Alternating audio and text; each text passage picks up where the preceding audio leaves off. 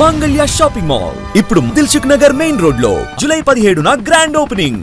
రాజా ఒక సినిమా తప్ప ఏమీ తెలియదు. అంటే చాలామంది ఆర్టిస్టులు ఉన్నారు సార్, చాలా గొప్ప వాళ్ళు ఉన్నారు, నేను కాదని. అయితే ఆ చెంప మీద దెబ్బ పడంగానే యేసునాథ ఇలా అనడం, అవన్నీ అలాంటి చిన్న చిన్న జిమ్మిక్లు, ఆ మ్యాజిక్లు స్క్రీన్ మీద పోసాని మాత్రమే ఇచ్చే ఎక్స్ప్రెషన్స్ అవి మిస్ అవుతున్నాము. అది అందరూ అంటారు. ఇప్పటికీ ఇప్పుడు నార్త్ నేను కాశ్మీర్ కానీ, వెస్ట్ బెంగాల్ కానీ, గుజరాత్ కానీ, మద్రాస్ కానీ ఎవరు వెళ్ళినా అందరినీ రాజాజీ అని పిలుస్తారు. ఇప్పటికి వెస్ట్ బెంగాల్ ఎయిర్పోర్ట్ దిగితే అందరూ రాజాజీ అనేవాడు. కాశ్మీర్ వెళ్తే ముస్లిం మేము ఇట్ట కట్టుకొని వెళ్తుంటే ఒక నడిచాము, షాపుల పక్క ముస్లిమ్స్ ఎక్కువ కదా, అంటే ఓ రాజాజీ ఆర్ యూ రాజాజీ जी बड़ा राजा जी आके देखा मैं पचाना అట్లా మా రాజస్థాన్ వెళ్ళాము, షూటింగ్కి వెళ్ళాం కదా. రాజస్థాన్లో కొన్ని వేల మంది, అది అదృష్టం. డబ్బింగ్ ఎక్కువ నాకు పేరు వచ్చింది. ఇక్కడ ఎట్ట పేరు వచ్చిందో ఆ డబ్బింగ్ వాడు నాలాగా డబ్బింగ్ చెప్పేటోడు, అది బాగా క్లిక్ అయినాయి అన్నీ, ఆల్మోస్ట్ అన్నీ. సో అందుకే అడుగుతున్నాను. అయితే ఒకటి చెప్పండి సార్, రచయితగా మీరు సంపాదించిన ఆస్తి ఎక్కువ, నేను డబ్బుల గురించే మాట్లాడుతున్నాను. అవును, గౌరవం పేరు కాకుండా ఓన్లీ కమర్షియల్గా డబ్బుల గురించే మాట్లాడుతున్నాను. రచయితగా పోసాని కృష్ణమురళి ఎక్కువ సంపాదించాడా, నటుడుగా ఎక్కువ సంపాదించాడా? నటుడిగా సంపాదించారు, రెండు సంపాదించారు. ఎక్కువ ఏది? ఎక్కువ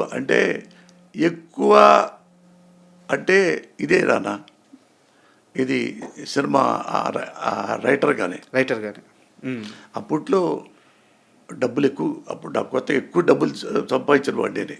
ఎందుకంటే నేను ఫస్ట్ సినిమా పోలీస్ బ్రదర్స్ పెద్ద షీట్ అట్టుకుంటుందంటే మొత్తం ఇండస్ట్రీ మొత్తం ఒకసారి తుఫాన్ అయిపోయింది. అందరూ కోటి రామకృష్ణ పెద్ద పెద్ద కూడా ఫోన్ చేసి, మురళి గారు భలే డైలాగ్స్, మురళి గారు భలే సీల్స్ రాశారు మీరు, ఎవర్ ఇట్లాంటి చూడాల, ఇట్లాంటి మంచి సీల్స్ ఇప్పుడు మేము అంటే కోటి రామకృష్ణ గారు అందరూ. అందుకని అక్కడి నుంచి ఎంత అడిగితే అంత ఇచ్చేవాళ్ళు, ఎంత అడిగితే అంత.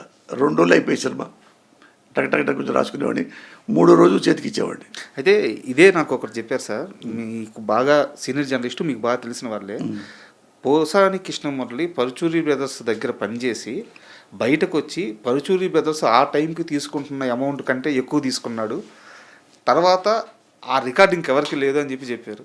అది వాంటెడ్గా మీరు వాళ్ళకంటే ఎక్కువ కావాలని కూర్చున్నారా, లేకుంటే మీకు ఇండస్ట్రీ ఇచ్చేసిందే? అట్లా కాదు, ఎవరన్నా వాళ్ళకంటే నాకు ఎక్కువ కావాలి, వాళ్ళకంటే తక్కువ కావాలి, ఎవడిస్తాడు? ఎందుకు ఇస్తాడు? స్కిల్ ఉండాలి, దమ్ము ఉండాలి. నా సక్సెస్ని బట్టి ఇటు బాగా రాయగలడు, ఒకటే లెక్క. వాళ్ళకి ఏంటంటే ప్రొడ్యూసర్స్కి, అప్పుడు డైరెక్టర్స్ కానీ, పోసాని ఒకసారి హోటల్లో కూర్చోబెట్టండి, ఇచ్చి వెళ్ళిపోతాడు స్క్రిప్ట్ అనేవాళ్ళు. ఫాస్ట్గా కూర్చుంటాను, రాసేవాడిని. 6 అవరంగానే ఇంటికి వచ్చేవాడిని, మూసేసి లైట్లు పెట్టేవాడు కదా. ఇంట్లో కూర్చొని నేను మావిడే ఉండేవాళ్ళం. నేను అన్నదిని మళ్ళీ రాసుకుంటా 2:30 దాకా రాసేవాడిని. రాసి మళ్ళా 5:30కి లేచి 5:30, 5:30కి దిండు కారు వెనకేసుకొని పడుకుంటా ఉండేవాడిని. ఆఫీస్కి వెళ్తుండేవాడిని అనమాట. తెల్లారితే 6:15కి 6:15కి నేను కథ చెప్పాలి, వాళ్ళు వెయిట్ చేయాలి తెల్లారిగట్ట. అట్లా 16-17 సినిమాలు. శ్రీహరి కూడా టక్కన 5 నెలలు వేసి కూర్చునేవాడు. నేను వచ్చేలోపు నువ్వు కనుక లేకపోతే ఆ అరగంట మరి వేస్ట్ మళ్ళీ అయిపోతాడట, అరగంటగా చెప్పేసి వెళ్ళిపోయాడు.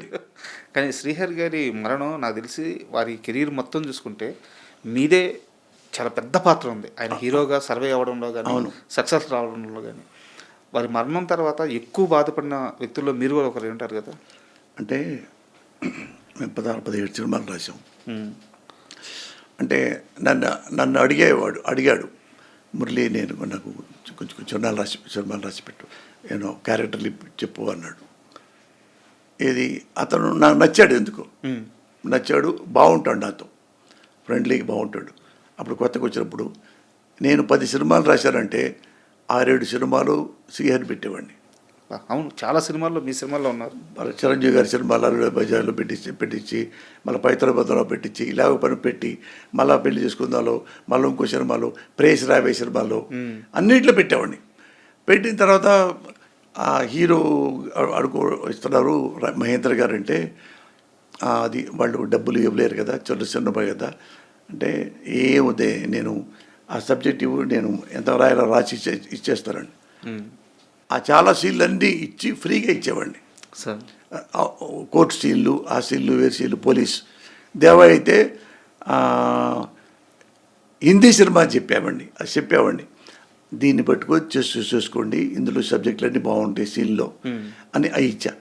ఆ తర్వాత అదేమన్నాడు మురళి, వాళ్ళకి ఇవ్వటం దానికి నువ్వే రాయొచ్చు కదా అంటే నీ అంత అప్పట్లో 10-15 లక్షలు. అప్పుడు ఒక సినిమాకి మీరు తీసుకొని నీ పేరు మీద నేను కథా మాటలు రాస్తే నా హీరో చెప్తే కొద్దిగా పైకి వస్తాను నేను, అవి చిన్నవి కదా అంటే అప్పుడు సాంబయ్య ఎంత ఫోటోస్ ఎంత ఇవ్వలేండి అంటే ఏమొద్దులే అని చెప్పి నాకు 2 లక్షలు ఇవ్వండి చాలన్న. శ్రీహరి గారి కోసం ఇదంతా ఓన్లీ శ్రీహరి 15 లక్షలు తీసుకోవాలి అప్పుడు. 2 లక్షలే తీసుకొని కథా స్క్రీన్ పే మాటలు అందులో మళ్ళా వేరే డైరెక్టర్కి ఏదో ఇదైతే మళ్ళీ రీషూట్లు కూడా నేనే చేపించి కూర్చోబెట్టి అది పెద్ద హిట్ అయిపోయిన తర్వాత నువ్వే సినిమా చేసుకోమర్లే, నువ్వే ప్రొడ్యూస్ నువ్వు చేసుకోలేదంటే అట్టొద్దు, ఇలాగే ఉందాం మనం, నేను రైటర్కి అలాగే ఉంటా, నువ్వు ఇలాగే అలాగే ఉంటే ఇంకేవద్దని అట్లా 17 సినిమాలు చేసి భద్రాచలం కానీ అయోధ్య అన్ని లాస్ట్ అన్ని సినిమాలు నేను చాలా సార్.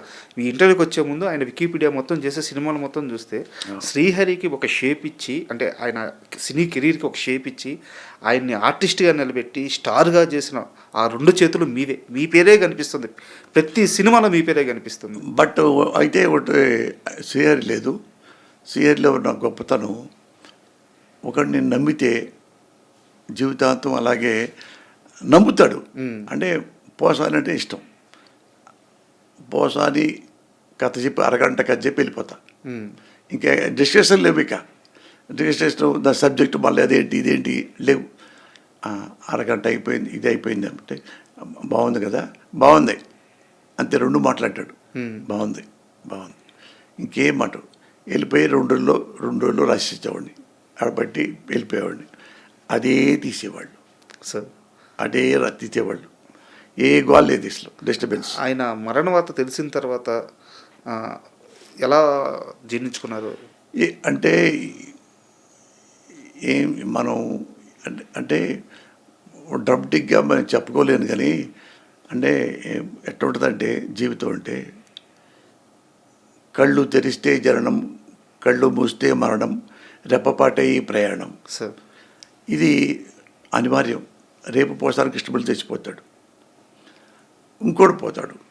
అందుకని ఇందులో ఆ డైలాగ్ పెట్టేది, హలో అంటేనే ఇది జననం, జీవితం, చలో అంటేనే శ్మశానం. అది దీనికోసం ఇందుకురా ఎంత బాధపడతారు.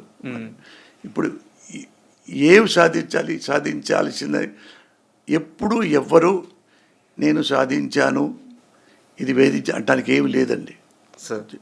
మీరు ఇప్పుడు వచ్చేది ఒక చీమలు గూడు పెట్టి వెళ్ళిపోతుంటాయి, ఇంకో చెవు పెడతా ఉంటాయి, ఇంకో చెల్లి పోతూ ఉంటాయి, ఇంకోళ్ళు పెడతా ఉంటాయి.